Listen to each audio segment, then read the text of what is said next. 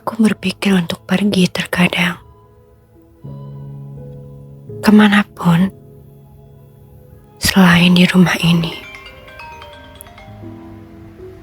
Katanya seiring berjalannya waktu, lukaku akan sembuh dengan sendirinya. Katanya nanti pasti akan terbiasa. Tapi nyatanya tidak. Di rumah ini tidak ada yang pernah selesai. Bahkan sekedar mereda saja tidak. Mas, aku mau ngomong.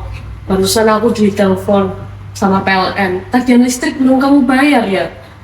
Aku baru saja bayar rumah. Capek aku dengerin ngomong. Ya justru kamu baru sampai rumah. Aku mau ngomong ini. Aku juga nggak suka ngeliat wajah kamu ditekuk. Pulang-pulang kerja emosi kayak gitu. Capek tiap hari dengan kamu ngomel terus. Ya kalau kamu capek ngapain pulang? Pergi aja sana. Jangan mulai ya, baru sampai rumah. Ya justru kamu baru sampai rumah. Aku harus bicara. Menurut kamu emangnya enak jadi aku ngeliat muka kamu pulang kerja wajahnya ditekuk, emosi kayak gitu? Aku marah tiap hari juga karena kamu ngomel mulu. Selalu ngeluh buat kekurangan. Uang kurang, anak-anak bermasalah, tagihan belum dibayar. Seolah-olah semua salahku. Terus memang salah siapa? Coba lihat ini tagihan listrik kita. Belum kamu bayar. Belum juga cicilan motor. Belum juga. Aku juga sudah kerja dari pagi hingga malam. Aku bukan mesin mencari uang. Ya aku juga bukan pembantu yang urus semuanya sendirian. Setidaknya aku udah berusaha. Berusaha? Berusaha apa? Kamu pulang larut malam, kamu langsung tidur. Kamu nggak ngeliat anak kamu lagi apa, anak kamu mengalami apa. Kamu tahu nggak sih anak kamu mengalami apa? Karena sekarang aku pengen ngomong sama mereka, kamu selalu dicampur. Ikut campur apa? Mereka anakku. Itu masalahnya, kamu selalu melindungi mereka. Melindungi apa? Iya, Alia skripsinya 1 tahun udah nganggur. Tapi kamu selalu melindungi karena dia stres. Sebenarnya Dinda yang selalu kamu jaga-jaga, dia bisa support. Kamu nggak tahu ya? Kamu nggak tahu gimana susahnya Alia. Alia pulang capek nyusun skripsi. Kamu kira nyusun skripsi gampang? Nah itu, yang aku tahu dia cuma 1. Dia sudah 1 tahun jalan di tempat. Ya karena dia itu tertekan, Mas. Tertekan atau selalu dimanja. Apa salahnya aku jujur? Dari kecil, Alia selalu kamu lindungi. Nilai turun, kamu bela. Gagal lomba, kamu cari alasan. Gak lulus beasiswa, kamu bilang orang lain tidak adil. Mas, karena aku ibunya, aku tahu perasaan yang dialami Ayla. Enggak, kamu cuman gak mau mengakui anak kesayangan itu mengalami kesalahan. Kamu juga selalu ngebela Dinda, seolah Dinda nggak pernah salah. Karena setidaknya Dinda bisa menghadapi kehidupannya. Menghadapi hidup, pulang jam 11 malam, pulang main sama teman-temannya, itu yang kamu lihat menghadapi hidup. Karena dia kerja sambian. Sampai larut malam sama teman-temannya, itu kerja sambian. Setidaknya dia tidak menghabiskan waktu hanya untuk menangis. Kamu selalu banding-bandingin mereka. Tapi kenyataannya berbeda. Alia juga punya banyak masalah. Tapi dia tidak pernah menyerah. Dia keras kepala, dia nggak mau dengerin nasihat dari aku. Karena nasihat dari kamu itu larangan, makanya dia nggak mau disetir kamu sama kamu. Lucu sekali mendengar kalimat itu. Mengikuti kamu, mengikuti kehendak anak-anakmu itu. Seenggaknya aku tahu memikirkan masa depan mereka. Lah, masa depan? Terus menurutmu Laura anak kamu bagaimana? Jangan bahas anak bermasalah itu. Kenapa? Karena setiap nama Lara disebut, kamu selalu menunduk. Aku sudah muak mendengarnya. Muak? Aku juga muak. Sejak Lara lahir, hidup kita berubah. Dia anakmu. Jangan bicara seolah-olah kamu tidak melahirkannya. Ya itu salahmu juga, kamu yang memaksa aku. Memaksamu? Apa? Ya kamu memaksa aku, Mas. Kamu menyuruh aku mempertahankan kehamilan itu di waktu ekonomi kita sedang turun drastis. Jangan gitu lagi. Kenapa? Takut. Selama bertahun-tahun aku diam. Aku yang harus mengurus 3 anak perempuan itu. Aku sudah tidak bisa hamil lagi.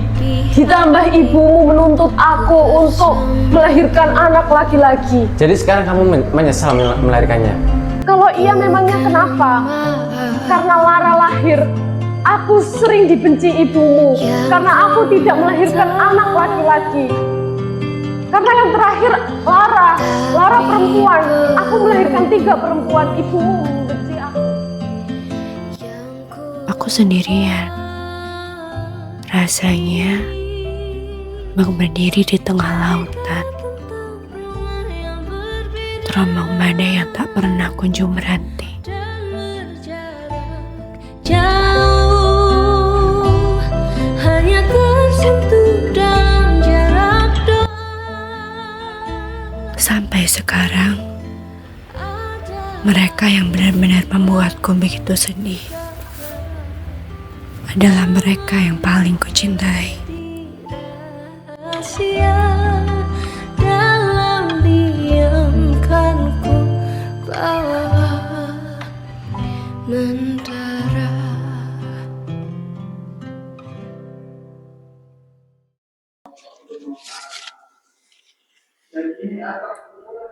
Jam 7.38 rekor baru. Biasanya mulai jam 7.45. Naik 3 menit dibanding minggu kemarin.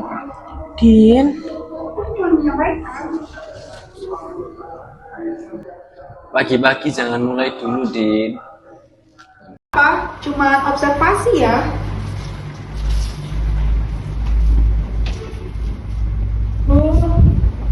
ya. Ibu nggak apa-apa. Nggak apa-apa, nak. Kamu mau berangkat kuliah ya? Aku kemarin dengar semuanya, Bu, dari kamar. Udah, nggak apa-apa. Kamu nggak usah dengerin apa kata ayah kamu ya. Kamu fokus aja sama skripsi kamu. Ya, Iya, baru keluar kamar langsung aja dimanja. ayah. Sudah, Mas. Lain lagi. Kamu tidur nggak semalam? Sebentar, Bu. Loh, pasti Tiap kali ngerjain pertengahan revisi. ayah dan ibu pecah, Sekarang udah sarapan. Ya udah, tunggu sebentar ya. rumah kami akan kembali bergerak dengan pola yang sama. Ayo makan dulu nak ini, Bu. Bu, nanti aku telat. Ibu akan menghampiri Alia. Kamu makan dulu. Kamu sakit kalau nggak Di makan. matanya Makan dulu ya. Nah, Bu, nanti selalu ada cemas yang berpendar. dikit aja, nggak apa-apa, dikit aja. Sebuah ketakutan yang begitu besar. Seolah dunia akan runtuh jika sedikit saja imbas dari pertengkaran ini menyentuh anak pertamanya. Tatapan yang biasanya tajam oleh amarah selalu berubah menjadi lembut, hangat dan penuh perlindungan.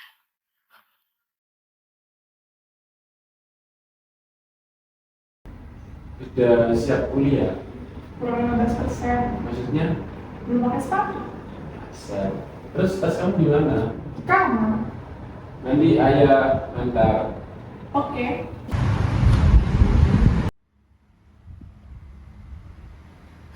Kamu itu udah gede, masih aja dimanja sama ayah kamu. Memangnya kenapa kalau kamu nggak antar sini? Lah, kamu lihat anak kamu ini udah gede, udah kuliah, harusnya ya mandiri.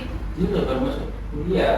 Loh, lihat aja kakaknya, seumuran dia udah mandiri, udah bisa berangkat kuliah sendiri. Kalau definisi mandiri multi berangkat sendiri, terus kalian apa? Maksud kamu apa? Kalian aja masih diantar kalau misalnya hujan, masih dibangunin, masih disuapin. Cukup. Aku salah. Dia cuma ngomong fakta. Kamu selalu belain Dinda. Karena dia jujur. Kalau semua orang diam, masalahnya nggak akan selesai. Nah, gitu berani. Berani. Kamu nggak lihat anak kamu udah berani ngomong sama orang tuanya kayak gitu? Setidaknya dia berpikir daripada dia terus selalu menangis. Mas, Apa? sama Alia. Kenyataannya memang begitu. Alia itu udah berjuang sendirian, Mas. Ayah juga tak berbeda. Skripsinya dia. Aku tahu sesusah Di tengah apa. riuh suara yang saling bertabrakan, langkah dan tatapannya selalu menemukan Kak Dinda terlebih dahulu. Seolah hanya dialah saja yang perlu dipastikan baik-baik saja.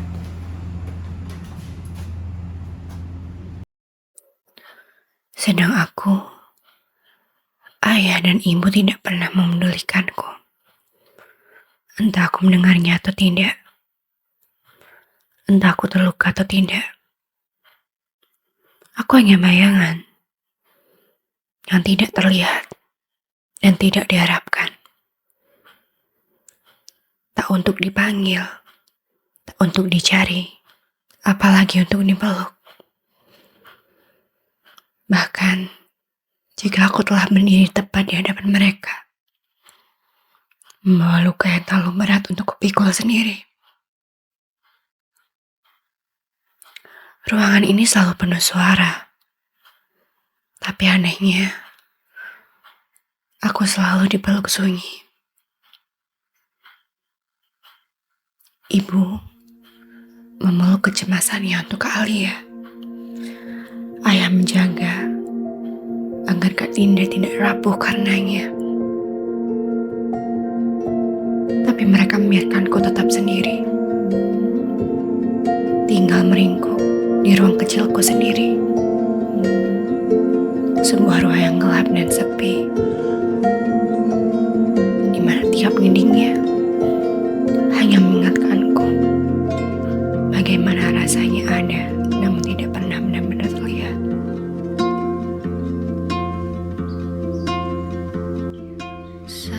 Katanya, setelah malam yang panjang, pasti akan datang pagi dengan harapan yang baru. Aku juga pernah percaya begitu. Tapi sepertinya kiasan itu tidak berlaku untukku. Di rumah ini, pagi hanya berarti pertengkaran dan masalah akan datang lagi dengan cara yang berbeda. Hari mungkin berganti, jam terus berjalan. Namun, tidak ada satupun obat yang bisa menyembuhkan rumah kami dan menyelamatkannya dari ambang kehancuran.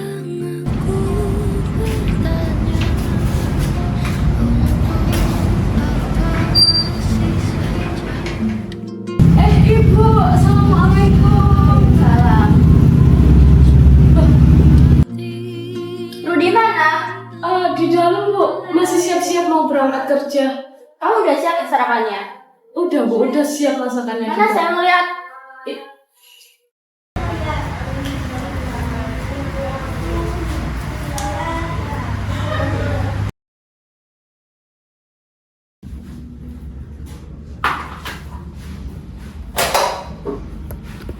Cuma begini.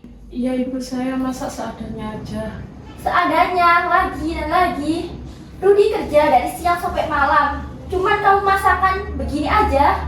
Iya, aku udah berusaha mengatur uangnya, Ibu. Cukupnya cuman ini. Kalau kamu pintar mengatur, ya nggak akan. Masa cuma gini-gini aja. Saya aja dulu, ayahnya Rudi cuma kuli bangunan. Tapi anak-anak saya bisa tuh makan yang enak-enak. Saya dulu membesarkan Rudi dengan ayahnya yang cuma kuli bangunan aja. Bisa tuh masakin anak saya makanan enak.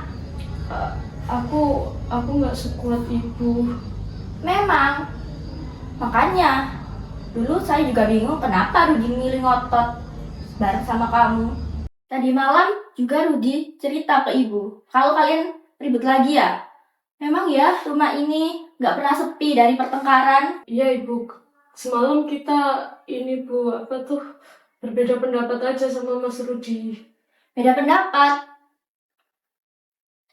Kamu kira suami pulang kerja itu cuma butuh diajak beda pendapat?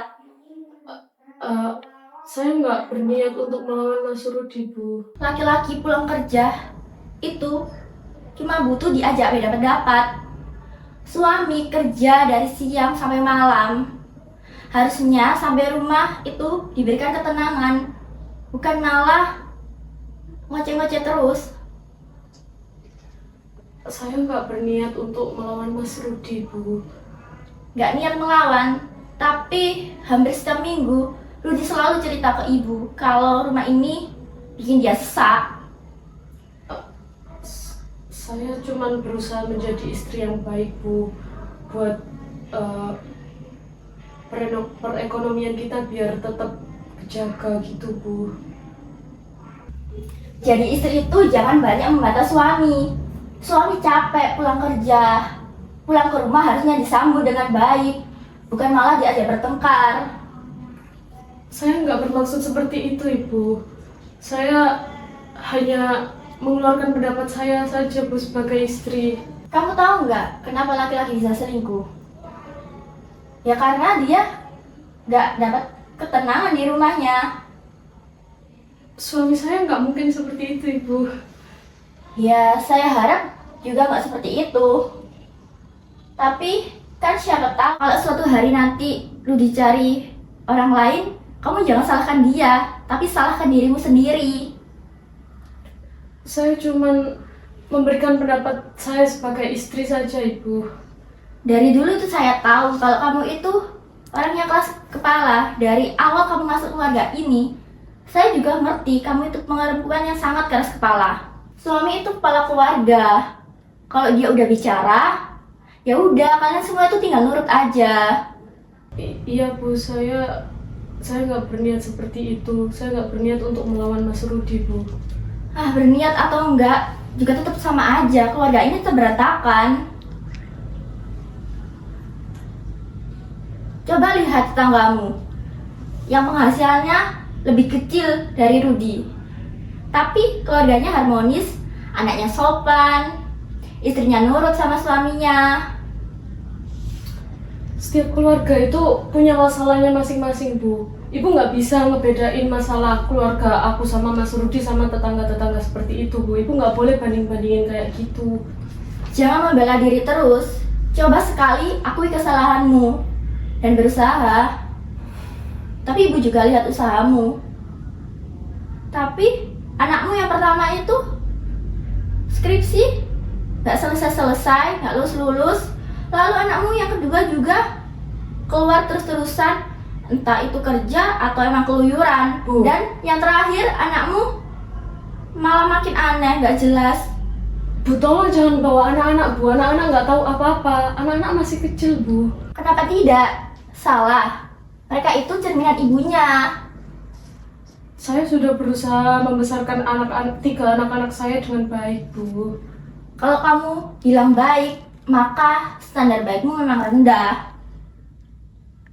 Saya sudah berusaha, Bu.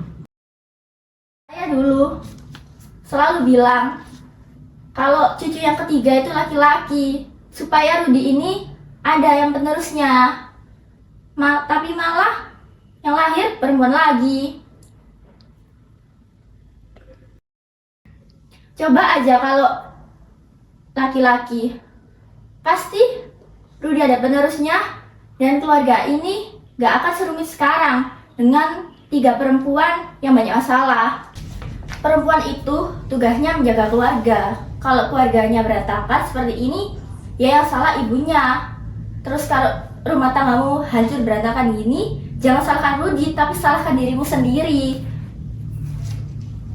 Ingat, jangan jadikan anak saya beban lagi.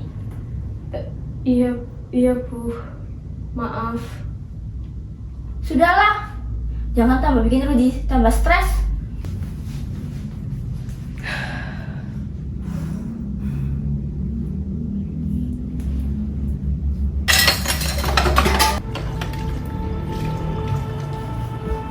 Luka akan berhenti pada orang yang memilih menyembuhkannya. Tapi mungkin ibu tak pernah memilih untuk menyembuhkannya. Luka ibu tidak pernah berhenti. Kamu nggak lahir, saya nggak bakal Namun minta lukanya sama ibu mertua saya. Saya selalu benci sama berpindah kamu. tangan. Saya nggak suka kamu lahir. Kenapa kamu Seperti lahir? ketika nenek melukainya dengan Jangan panggil kata-kata. saya ibu. Saya nggak suka. Ibu menelan semuanya sendirian. Ia tak pernah membaginya pada ayah Nggak peduli atau saya. kedua Saya kakakku. benci sama kamu. Harusnya yang mau Namun, anak laki-laki bukan semua luka kamu. itu Saya nggak peduli. akhirnya selalu dibuang kepada aku. Saya benci sama kamu. Barangkali ibu tidak pernah benar-benar membenciku. Mungkin yang dibencinya adalah hidup yang tak berjalan seperti harapannya. Hanya saja, ibu membuatku tumbuh dengan pertanyaan yang sama. Sehingga Apakah ada lagi tanya, ibu apakah kau tak tidak pernah menyayangiku sejak aku dilahirkan? akan rintik? Apakah kehadiranku tidak pernah membawa kebahagiaan? Apakah untuknya aku hanyalah kehancuran? Tidak ada orang tua yang dengan sengaja ingin melukai anak-anak mereka. Kiat itu mungkin saja benar. Mungkin antara ayah dan ibu memang benar-benar tak ada yang mau sengaja saling menyakiti. Namun, tanpa disadari, anak-anak yang pada akhirnya terkena imbas paling besar dari keretakan yang ada. Di rumah ini, semua anak tumbuh dengan cara berbeda. Tak sempurna. Ada yang tumbuh bersama pelukan namun terkadang terasa mendesak. Ada pula yang tumbuh bersama kepercayaan, namun kadang terasa seperti beban yang terlalu berat.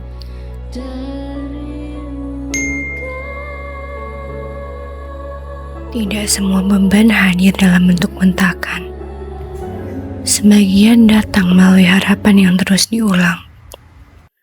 Kak Alia tumbuh sebagai anak yang selalu diandalkan. Ia belajar menjadi dewasa lebih cepat dari usianya, menjaga perasaan ibu, dan berusaha memenuhi setiap ekspektasi yang disematkan kepadanya.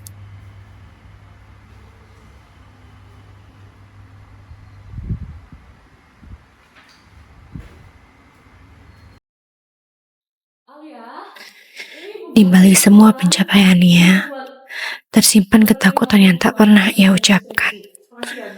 Ketakutan bahwa sekali saja ia gagal, maka semua kebanggaan itu akan berubah menjadi kekecewaan. tahun ini lulus ya. Ayah juga berharap gitu. Ibu juga udah bilang sama keluarga kalau kamu mau sudah tahun ini. Aku capek. Kalau aku gagal, apa ibu masih akan bangga sama aku?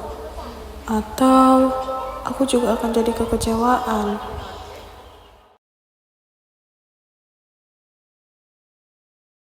Kak Dinda juga tumbuh dengan cara yang berbeda. Ia dipercaya mampu menyelesaikan segalanya sendiri. Baginya, menjadi kuat bukan lagi pilihan, melainkan tuntutan yang perlahan menjadi kebiasaan. Sebab ia percaya, anak yang dianggap paling kuat tidak memiliki kesempatan untuk mengaku bahwa dirinya juga rapuh.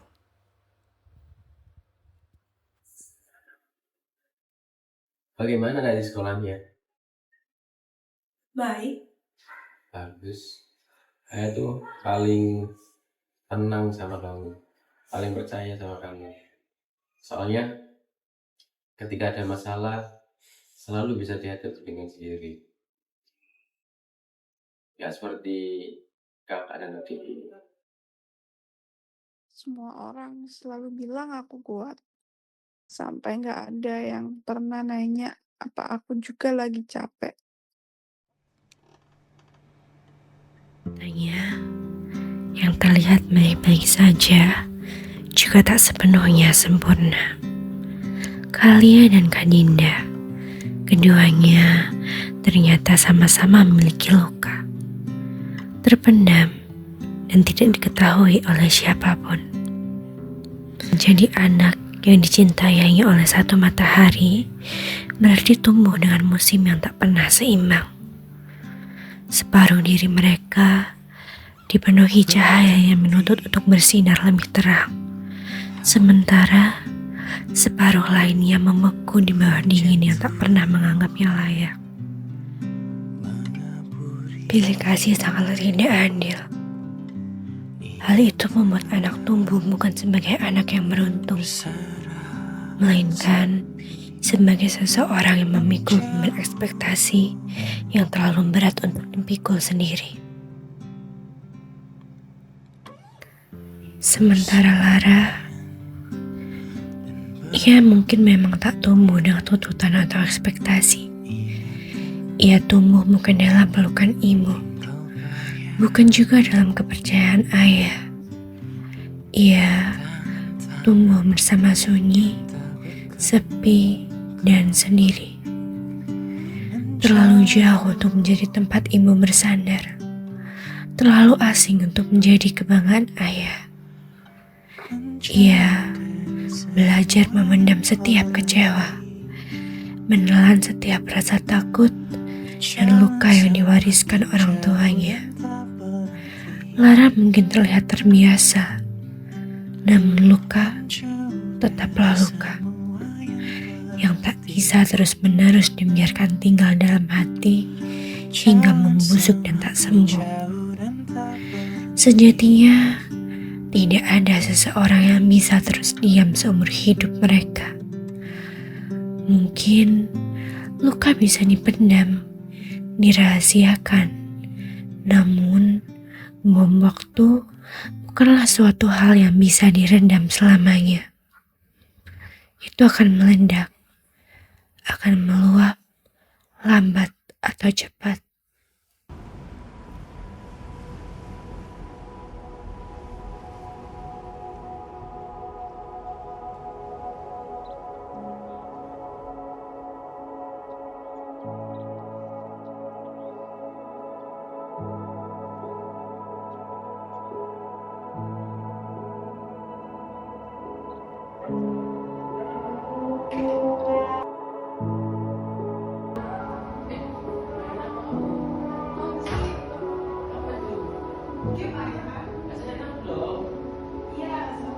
Alia, skripsinya udah selesai belum? Sampai mana Alia? Udah makan belum Alia?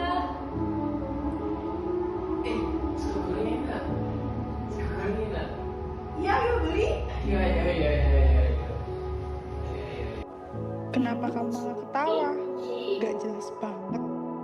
Nggak cuman. Ternyata keluarga kita selucu ini ya. Nih. Ayah cuman peduli ke Kak Dinda. Ibu cuman peduli ke Kak Alia. Tapi aku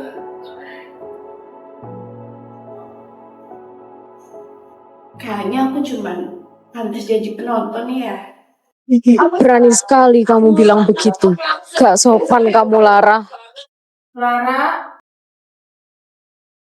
selama ini ibu selalu bilang kalau Kak Alia itu anak yang paling baik, paling pintar. Tapi ibu gak pernah tuh peduliin Kak Dinda. Tapi ayah juga selalu bilang Kak Dinda orang yang paling hebat, paling aman, paling kuat. Tapi ayah lupa kalau ada Kak Alia juga yang harus diurusin. Ayah dan ibu tuh lucu. Kalian berdua gak pernah bekerja sama jadi orang tua. Yang kalian lakuin cuma berlomba-lomba untuk membuktikan anak siapa yang paling hebat, didikan siapa yang paling benar. Kamu dasar anak pembawa sial. Aku anakmu, Bu. Jangan panggil aku ibu. Selama ini aku gak pernah minta ibu untuk lahirin aku. Aku gak pernah minta ibu untuk menjadi kesusahan karena aku. Ibu yang milih untuk lahirin aku sendiri. Ibu sendiri yang milih. Aku anakmu, Bu. Ibu yang lahirin aku gak pernah minta untuk lahir. Harusnya ibu salahin ayah. Kenapa ibu salahin aku?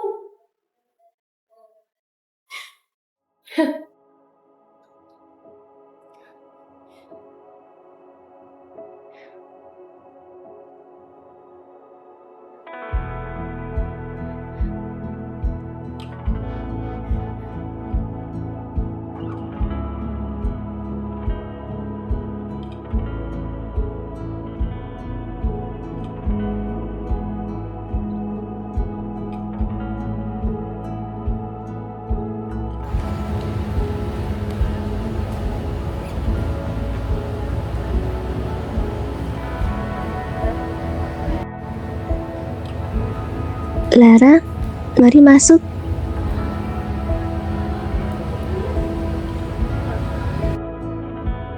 Setelah kejadian itu, keesokan harinya Lara berniat untuk mengunjungi psikolog yang sudah pernah ia datangi. Lara dengan bebas membicarakan dan mengutarakan suara yang selama ini ia pendam dan tidak pernah dipertanyakan oleh keluarganya kepada psikolog. Lalu, psikolog memberikan masukan kepada Lara dan keluarga. Psikolog juga memberikan keyakinan baru kepada Lara bahwa sekarang suara Lara didengar. Kemarin aku tiba-tiba meledak. Aku tiba-tiba marah. Aku teriak ke semua anggota keluarga. Ibu bilang aku anak sialan karena berani berucap seperti itu. Tapi kemarin waktu aku akhirnya hancur, ayah datang. Dia duduk di depanku. Tapi kemarin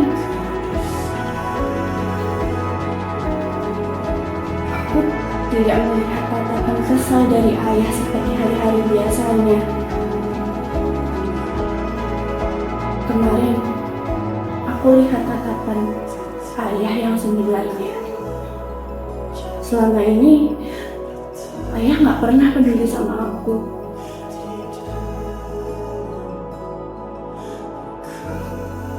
Sama seperti ibu, ayah juga beranggapan kalau aku anak yang bermasalah. Kalau ibu bahas tentang aku ke ayah bilang, jangan bahas Lara, anak itu terlalu bermasalah. Setiap hari rasanya aku bukan anak dari siapa-siapa. Rasanya ibu tidak pernah melahirkan aku. Ayah tidak pernah meminta ibu untuk mempertahankan aku.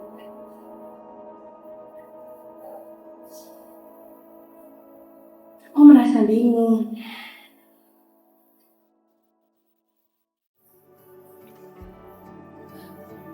Sebagai anak yang tidak pernah dianggap oleh keluarga aku, kemarin menjadi titik terendahku. Selama ini aku diam.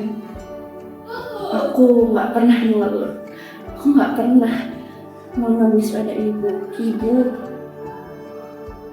Ibu tolong perhatikan aku seperti ibu perhatikan ke Alia. Aku juga tidak pernah meminta ke ayah. Ayah hantarkan aku ke kuliah. Ayah hantarkan aku ke sekolah seperti Kak Dinda. Selalu sendirian berhari-hari. Jadi aku bingung, apakah amarahku kemarin malam itu adalah suatu kesalahan karena akhirnya aku marah. Baik, terima kasih atas cerita yang Lara kasih ke saya. Betul-betul kembali ke sana. Kamu sudah sangat lama dan semuanya kan? Dia memang akan merasa seperti kehilangan, tapi yang dia juga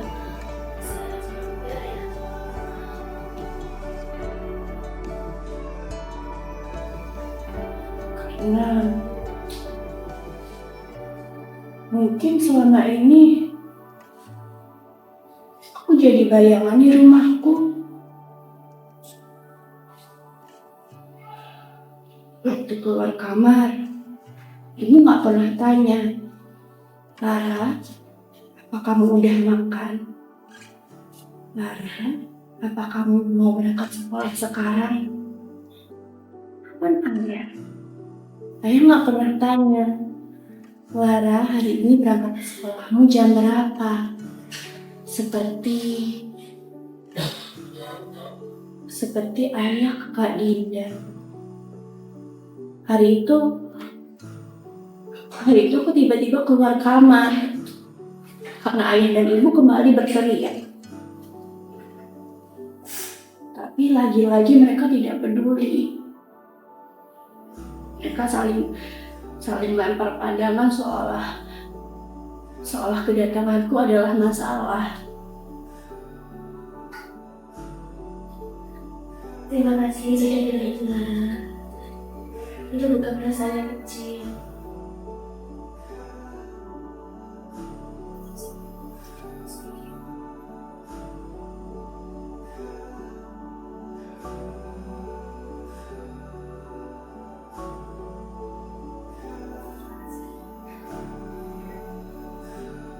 Itu juga pernah yang kecil. Itu kali.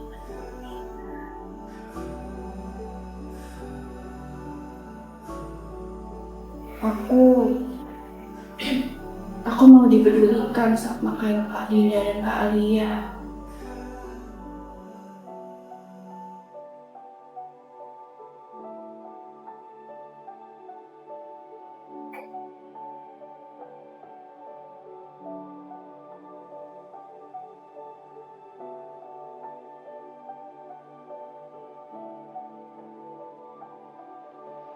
Kalau ada ayah dan ibu di sini, rasanya aku pengen tanya kenapa aku dilahirkan. Kalau ayah dan ibu memang benci sekali kepada aku. Aku bukan anak haram. Aku anak yang mereka kandung. Aku anak dalam pernikahan. Tapi mereka berdua bersikap seolah aku adalah sampah. Padahal aku sangat baik pada mereka. Aku tidak pernah melawan ibu atau ayah. Aku selalu menuruti mereka. Aku sangat kesal sekali. Mereka membuangku, meskipun mereka mempertahankanku ada di rumah. Bahkan seorang pembantu saja tidak diperlakukan dengan buruk sepertiku. Bahkan seorang majikan saja bisa memperlakukan pembantu seperti keluarga mereka sendiri. Tapi ayah dan ibuku tidak bisa memperlakukan seperti anak mereka sendiri.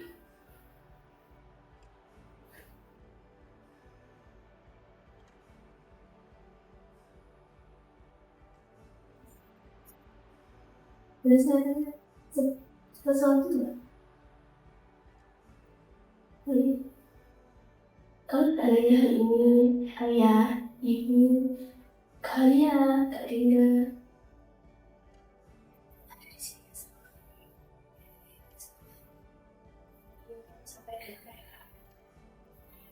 aku cuma mau menyampaikan kalau aku mau dianggap ada.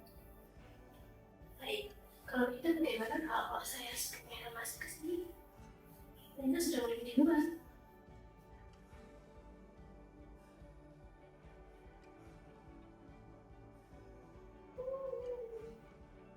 Baik, Bapak, Ibu dari keluarga Lara, saya persilakan untuk masuk.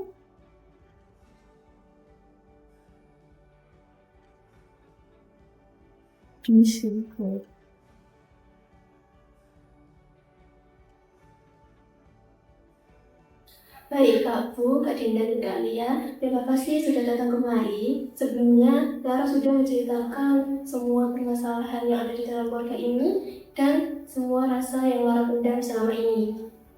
Oleh karena itu, saya ingin kalian saling bicara hari ini bukan untuk mencari siapa yang salah, tapi untuk memahami satu sama lain.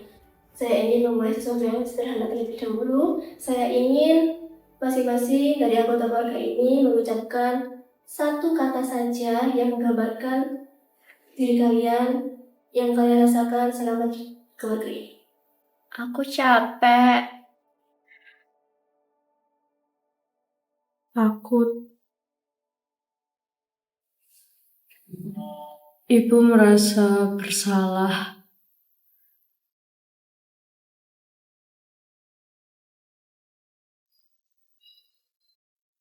Gagal.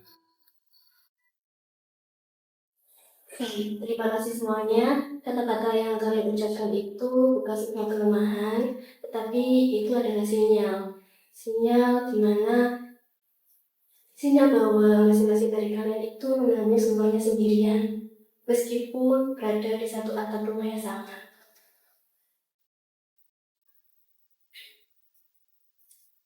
Dalam sebuah keluarga ada yang namanya sistem.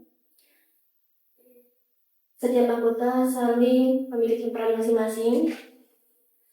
Ketika tidak ada lagi yang berbicara, lalu ketika ayah dan ibu bertengkar, anak harus mendengarkan meskipun mereka berada di dalam balik untuk kamar mereka masing-masing. Ketika seorang anak kecil bagai berulang kali, maka itu tidak diam. Ia tumbuh, ia mengeras dan satu saat ia akan meledak bukan karena anak itu masalah, tapi karena ia manusia yang sudah terlalu lama tidak didengar. Saya ingin ayah dan ibu mencoba sesuatu. Saya minta ayah menatap langsung ke Lara dan mengatakan satu hal yang selama ini mungkin ayah ingin katakan ke Lara tapi belum tersampaikan. Yang ku berikan datang berbalik. Tidak tahu cara yang benar ini seperti apa kedua ini. Tapi semalam ayah tahu daftar pamrihku seorang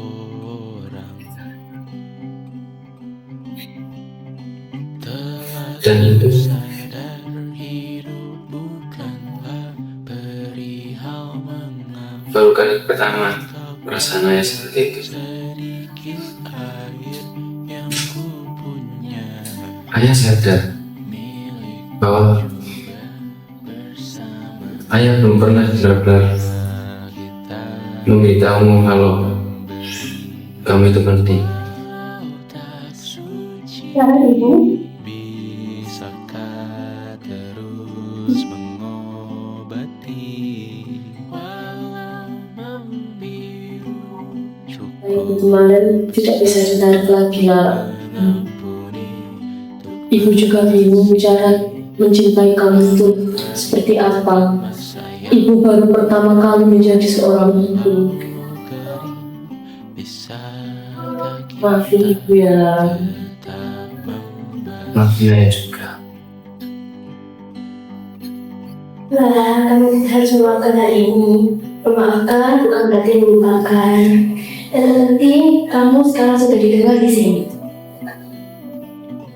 Keluarga ini tidak rusak, tetapi keluarga ini hanya membutuhkan ruang aman untuk saling bicara. Ayah dan ibu membawa masalah luar, lalu tanpa sengaja tumpah ke dalam. Dan anak-anak menyerap semuanya masing-masing dengan caranya mereka. Baik, setelah sesi konseling ini, kira-kira dari ayah atau ibu, ada selama 24 jam, apa yang akan kalian lakukan setelah itu? walau tak suci kedepannya apa yang harus saya lakukan ya bukan keluarga saya lebih habis lagi. Mungkin dari kita ya. Bisa mengasihi tanpa memperhitungkan masa yang lalu. Walau kering, bisakah kita tetap membasuh? Baik Ibu, terima kasih Ibu atas sarannya. Mungkin kedepannya saya sebagai ibu dari anak-anak saya akan menjadi ibu yang lebih baik lagi, dan mungkin saya tidak akan membandingkan antara anak saya Lara, kakaknya Alia, dan kakaknya Dinda. Mungkin saya akan lebih memperhatikan mereka tanpa membanding-bandingkannya. Maafin ibu sama ayah ya nak. Maaf karena kita sudah gagal. Makna hidupku di sini. Bisakah kita tetap memberi walau tak suci? Bisakah terus mengobati walau membiru? Cukup besar untuk mengampuni, untuk mengasihi tanpa memperhitungkan masa yang lalu. Walau kering, bisakah kita tetap membasuh? Membasuh.